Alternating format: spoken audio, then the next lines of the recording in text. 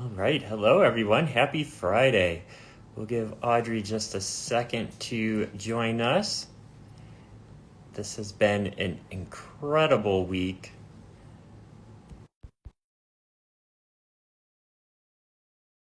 Now, hey, Hi, how are you? I'm doing really good. Thanks. I'm doing great. I How know are you? I'm really excited to talk to you too Oh, and I'm connect so, with you. I've been so watching excited all the to talk lives in with the you past week today. and they've been so great.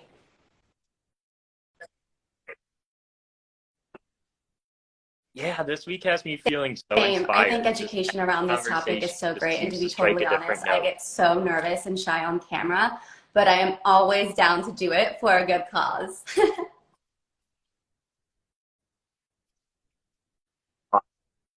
Awesome. Yeah, I go out and I speak with different audiences and stuff, and every single time I still get nervous. But then when it's over, Totally. I'm And like you know right what's funny? I run through a sometimes I wall. Like it just feels associate really good to that talk voice in about my this head that stuff. says, "Oh, but you might look a certain way or sound a certain way," with the ED disorder voice for me. And I'm like, "Oh, it's just a voice that wants to like hold me back," and that's not the Mm. case.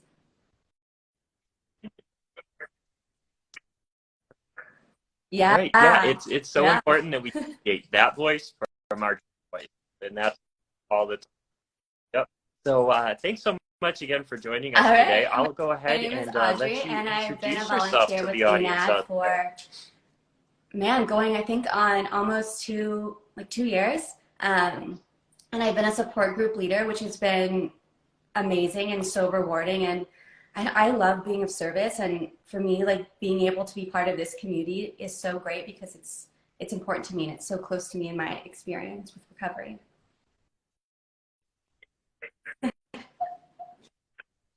I think you hit it right there and that's what we try to do is Yeah. create this really easy when you're going through an eating disorder to feel alone.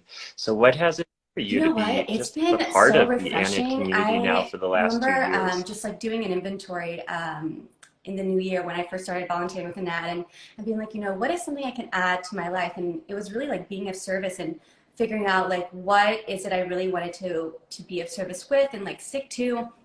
And I thought about things that like were really important to me. And obviously I have an experience with an eating disorder and I've been in recovery for some time now. And because I've been in recovery for some time, I kind of lost touch with that treatment community that I had developed years prior.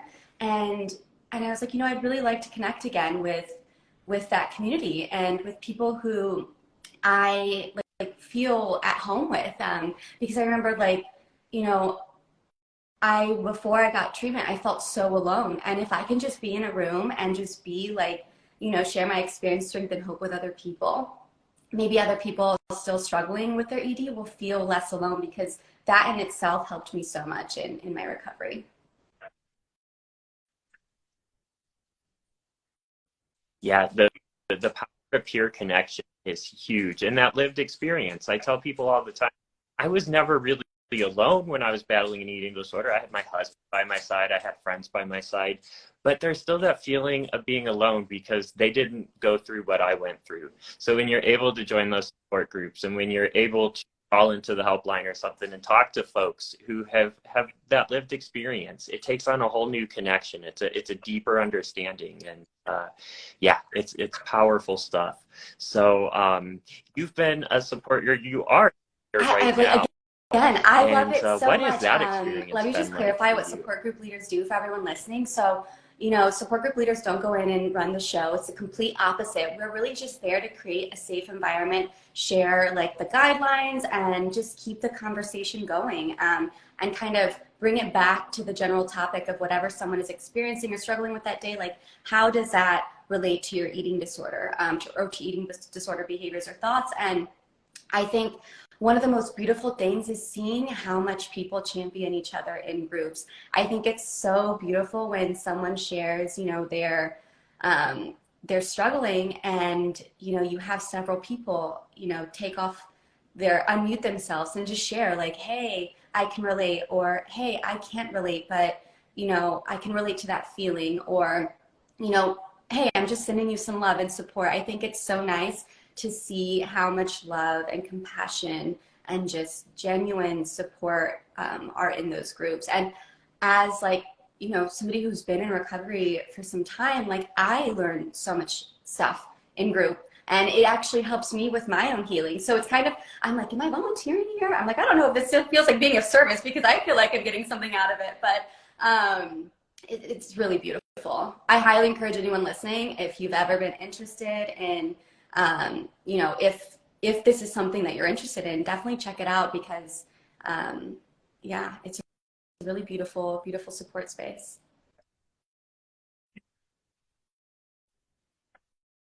That's awesome to hear. Yeah, one of those things where it's like people will ask me, when is the right time to start sharing my story or to start doing peer support or helping other people?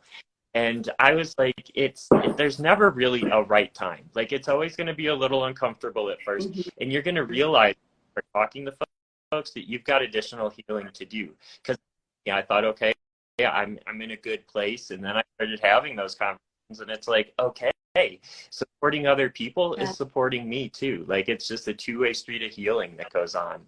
It's a really cool thing. So let's see. This week is all about change. The theme is it's time for change. We're 5 days in now, and we've had a lot of conversations You about know, I'm change. laughing So right I'm now curious, because what I've does been thinking change about mean to this you? all week. And there's a lot. There's a lot I would like to see change. But there's one that really stood out to me most, because to me it feels like the foundation of the rest of the things I want to see change. And that really is education. And the reason why I think that's important is because, for one, Len, I'll speak for myself. For me to have the awareness, like, oh, maybe I don't have a relationship or a healthy relationship with my body or food, or, you know, maybe I am surrounded by potential risk factors, or, you know, what is it I'm experiencing or feeling? I need to have some type of knowledge, and for that, I need education around it, to even be able to advocate for myself. And so it's really interesting because, you know, I've been reading this stat all week, and it's kind of, it's heavy. Like the fact that eating disorders are the second, have the second highest mortality rate of all mental disorders, is very alarming. And I personally don't hear it talked about enough. I hear it obviously in my groups, but like on a day-to-day basis. And, you know, I love sharing about all things with my friends and family. But in like just general worldly space, I don't really hear it talked about often. That's why I really love this week and volunteering with ENAD. And I love ENAD and what they do and all the organizations, because education is so important.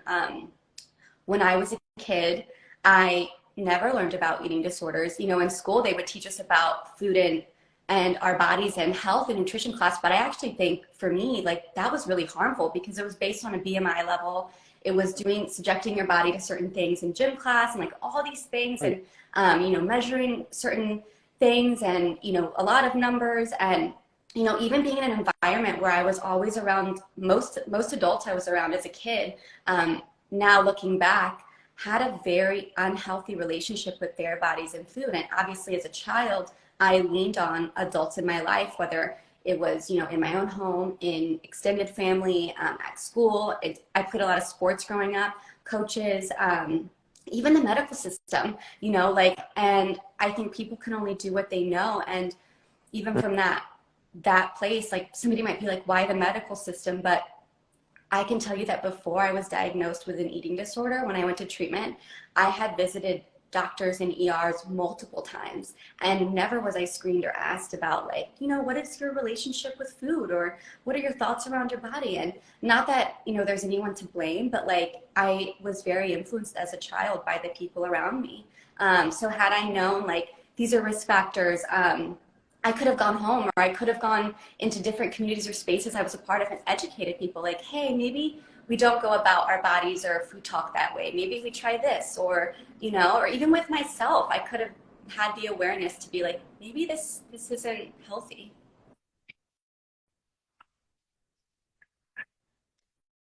Right. Yeah, and when there's that lack of education, that's when the stereotypes start to kick in. And for me personally, I didn't think eating disorders could happen to guys. I didn't know any other type of eating disorder other than anorexia or bulimia, because that was all we learned about in school, and it was a very brief section. The thing I find interesting, looking back at school, you know, we have nutrition and we have health classes, but Yeah. predominantly we talk about physical. Do we ever talk about mental health? And that's one thing running rampant right now in society is that we prioritize physical health and we don't talk about mental health, and we need it to be reversed. We need to be talking about both because both are equally Yeah, I mean, you important, just but we can't dropped let the one microphone and so overlook many the other. topics that I was like, yes, but I'll touch on a couple. One, stereotype. So yeah, I think just educating people on breaking that stereotype of what an eating disorder is, particularly what it looks like, right? Because people and anybody can have an eating disorder. And you know, when we go back and think about school and what I learned in school, or even what I still see now, like I think it's so harmful when I see people sharing like this is what I eat in a day or stuff like that, because I really believe that like what I put into my body is between me and a nutritionist and a doctor, whether it's supplements or food or, you know, my physical health or how I'm being active, because what works for me isn't going to work for somebody else, because we all have different bodies needs and food allergies and all these things. And even like as far as I had to in recovery, I had to eliminate some foods. And my eating disorder, one of the behaviors was restriction. And so I made sure, like, because the doctors didn't ask me, like, hey, do you have any history of eating disorder? But because I know a lot of the recovery for me, eating disorder recovery has been me advocating for myself and being honest with doctors and being like, look, I struggled with an eating disorder before. I'm in recovery. I don't, you know, I want to stay in recovery.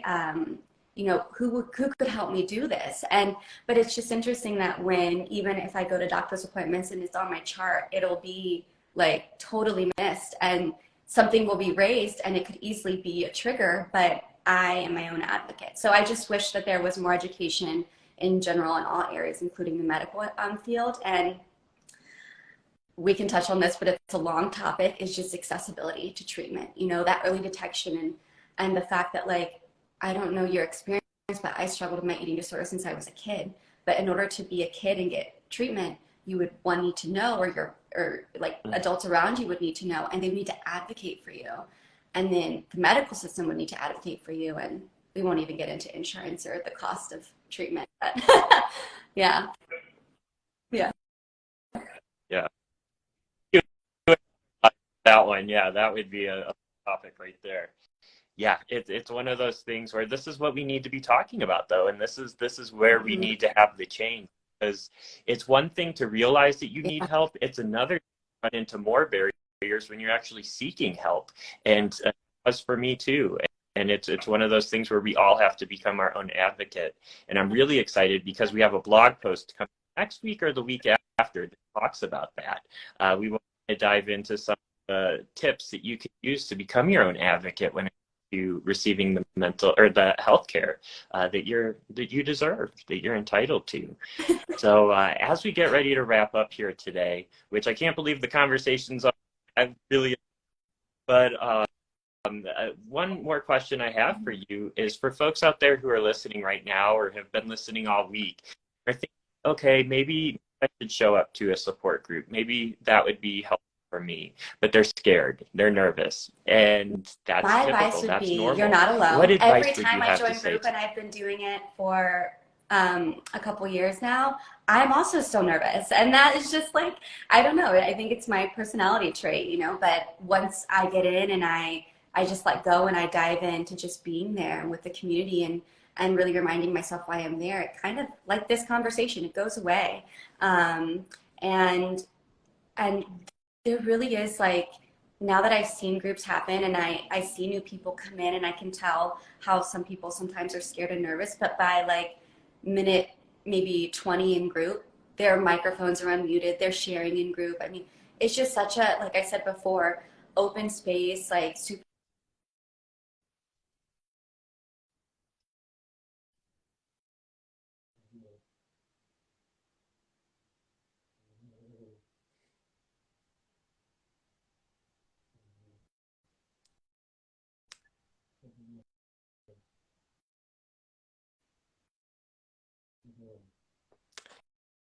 That's awesome. And can you still hear me?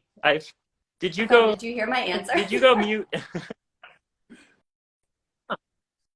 Sure, sure, I'll go for it. The last part we But what I maybe was saying want to was, to repeat be that honest, really like quick I get because nervous sometimes in group, just, being on camera, being around people, but at like minute 10 or 20, I just fully immerse myself into group and it all goes away. So if you're nervous, I highly just suggest checking it out. And what I was saying is worst case scenario, if you don't like it, you don't come back. But I will say is most people that go to the groups I lead come back every week. And it's really lovely. And I see how welcoming and supportive they are of newcomers, and then newcomers end up staying. And there really is no requirement to group, but to just show up and follow the guidelines, and people will pop in, they'll leave early. It's very flexible, very chill, and just very supportive.